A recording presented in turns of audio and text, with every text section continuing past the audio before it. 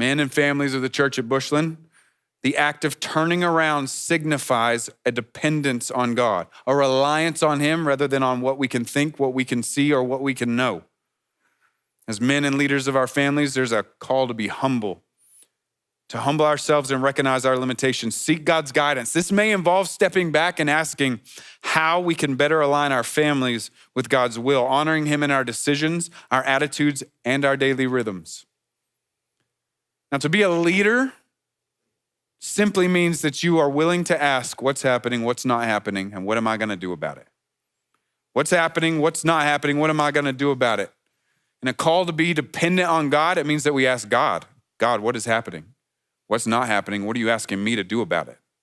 To put some narrow constraints, to willingly allow God to ask us and follow through obedience, to put some constraints so that we can lead our families, serve our community, participate in this church. I'm telling you, coming up through generations, I said this in the early service, if you're not sure what to do in terms of serving the church, leading your family, the cry of every generations ministry I have ever worked with in any church ever is, we need more volunteers. Please help us. There are so many kids. I'm telling you, if you don't know what else to do right now, there are staff members in this room, walk up and just say, Pastor Jeff, what does the church need? I'll do it. That's a way you can lead your family and participate in the church. These are all questions we should ask, but it will require us to hear God's voice, turn around, and plant ourselves by our mighty fortress, trusting him with our time, trusting him with our decisions. Because the power of obedience is that Jesus changed the nature of obedience to change us, so we can participate with him. When you choose to listen and obey, God changes you. Men, if you've been at this retreat this weekend and you've thought, I want to change and I want to change my family, ask the Lord, what is happening? What's not happening? And what do you want me to do about it so that you can be obedient and let God change everything?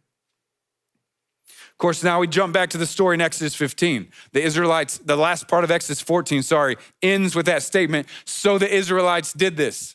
They willingly put constraints on their life. They are now positioned by their mighty fortress. The sea is on one side, and God told them the enemy's coming.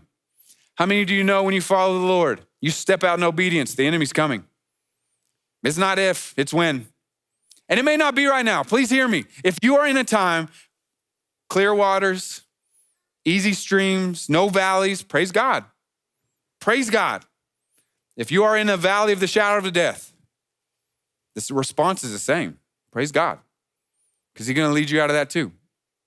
So God tells his people, the enemy's coming, I'm going to do something.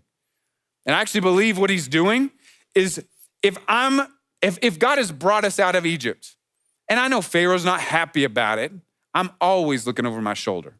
When are they coming for us? When are they coming for us? So God has delivered his people, and he says, now I'm going to vanquish the enemy so that you never look over your shoulder again.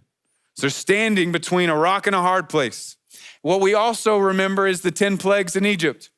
Those 10 plagues were not random. Those 10 plagues were God conquering and demonstrating to his people, I am the one true God. The gods of Egypt are not gods at all. That's what those plagues were about. So he's demonstrating, I'm God. I've delivered you. Now I'm going to vanquish the enemy so that you can go on into what I've called you to. It's our second point. It's actually a question this morning. Will we embrace the vulnerability of trusting God? Will you embrace that? When we're put in a position to trust God between a rock and a hard place, it's going to be vulnerable. You're going to feel like, here's where the Israelites are like, Egypt shows up. Here's the sea. Now, the sea is not just nothing to a Hebrew mind at this time. A deep sea is the place of chaos, disorder. It's described as Sheol. It's where the dead are going. If we go, so enemy, death, that's where we're sitting. God's like, you gonna trust me? Do you trust me? The Israelites found themselves in that position, and God empowers them to trust him amidst the fear, in the face of the fear.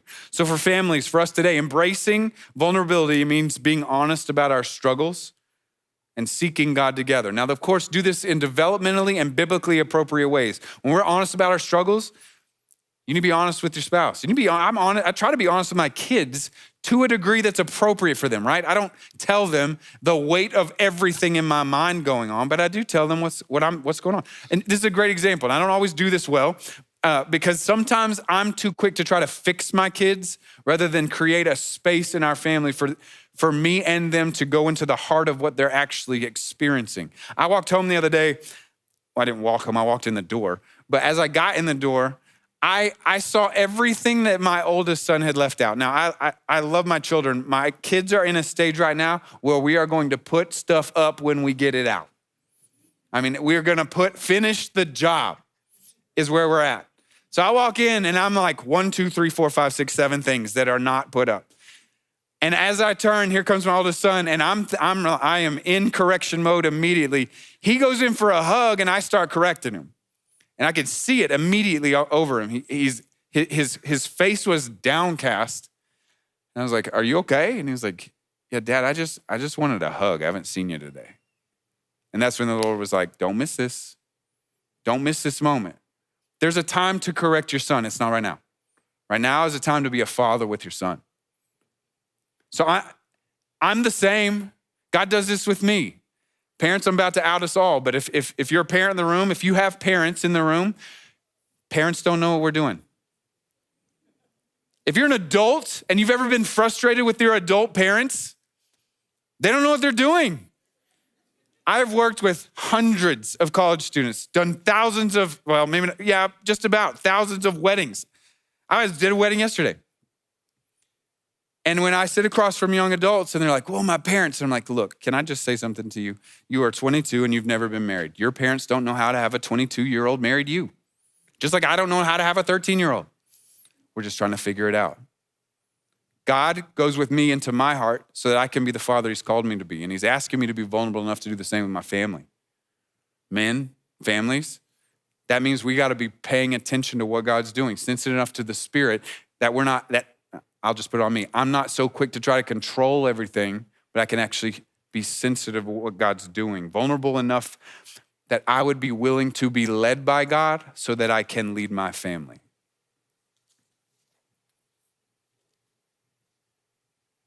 And here's the thing. When I'm vulnerable enough to do that, I can trust. I can trust him. And I can trust the same thing that's going on in Exodus 14. God's already conquered the enemies of my past.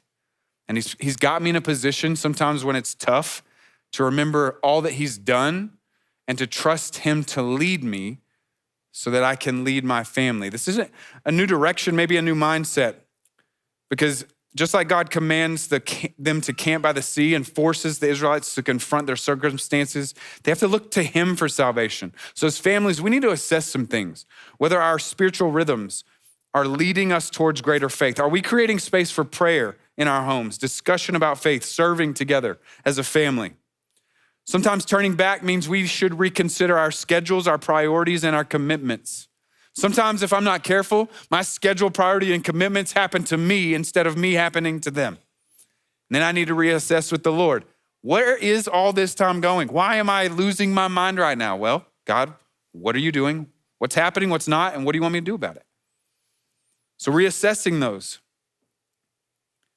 Not let the enemy elicit fear from my past that caused me to try to control schedules, priorities, and commitments. To trust what God has done and what he is going to do in and through you.